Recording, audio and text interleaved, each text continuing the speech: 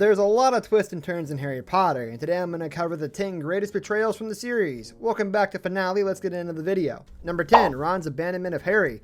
This also counts as one of the most heartbreaking separations in the series, as Ron walked away from his friends. It's a betrayal of trust, with Harry never having considered that Ron would ever throw his words back at him and accuse Harry of leading them astray. Ron claimed Harry was the one putting his family at risk, and that it was due to him that he and Hermione were stranded in the forest with no leads. His abandonment shattered Harry's spirit, as all his fears were confirmed, while he lost his best friend in the process.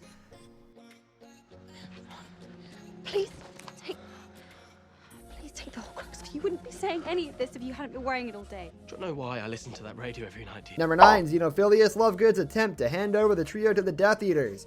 The trio didn't think Xenophilius was a threat since he had been so staunch in his support of Harry for years. To this end, they approached him for the help over the Deathly Hallows, which Xenophilius ended up using as cover for his betrayal. Hoping to get Luna back after she was taken for his pro-Harry Potter ideals, Xenophilius dragged on the Deathly Hallows story long enough for the Death Eaters to arrive. They would have captured Harry had it not been for Hermione's quick thinking, meaning Xenophilius almost sold the Wizarding World's greatest hope away. The Resurrection Stone.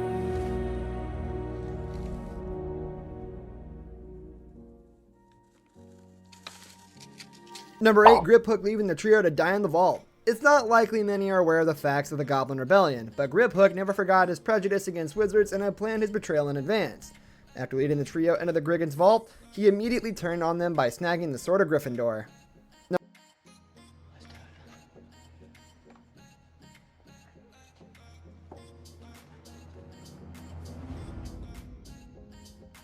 Number 7, Marietta Edgecombe revealing the existence of the DA.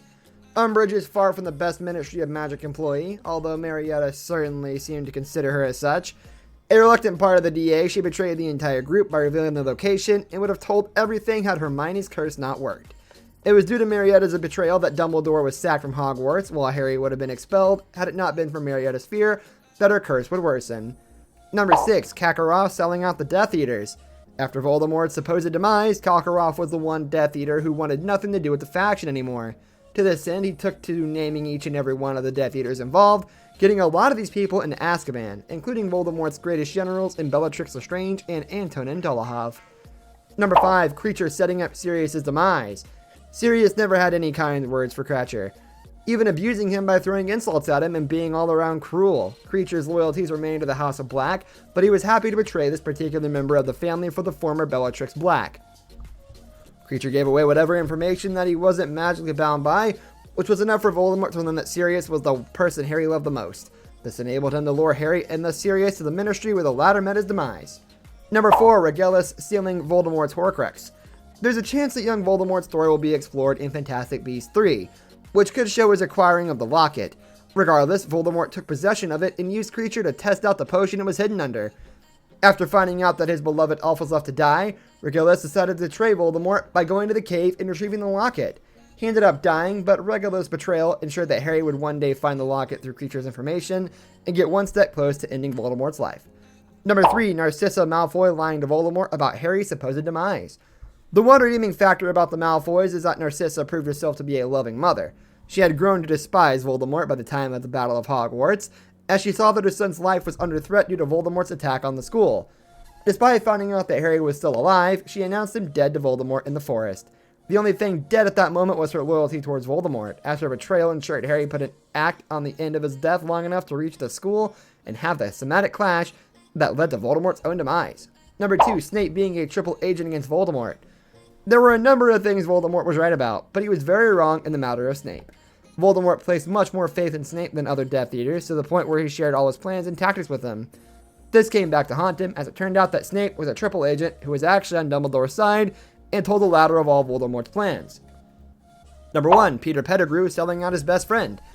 This isn't one of the friendships only book fans know, as Pettigrew is one of James Potter's best friends in the world. This was to the point where he trusted him with not only his wife, but his and his child's lives as well, as he was made secret keeper of their location. This turned out to be the greatest mistake ever, as Pettigrew instantly betrayed James by revealing his location to Voldemort, who arrived to take the Potters' lives. This betrayal had the biggest damage in the series, as it made Harry an orphan, sealed Sirius in Azkaban for 12 years, and led to all the deaths shown in the future when the Wizarding War resumed. This brings us to the end of our video. I hope you enjoyed it. Hit like if you did, and don't forget to subscribe to our channel so you don't miss out on any of our videos in the future. Also watch the 2 videos that are on your screen because I'm sure you'll love them. With that, I'll see you in the next video. Goodbye.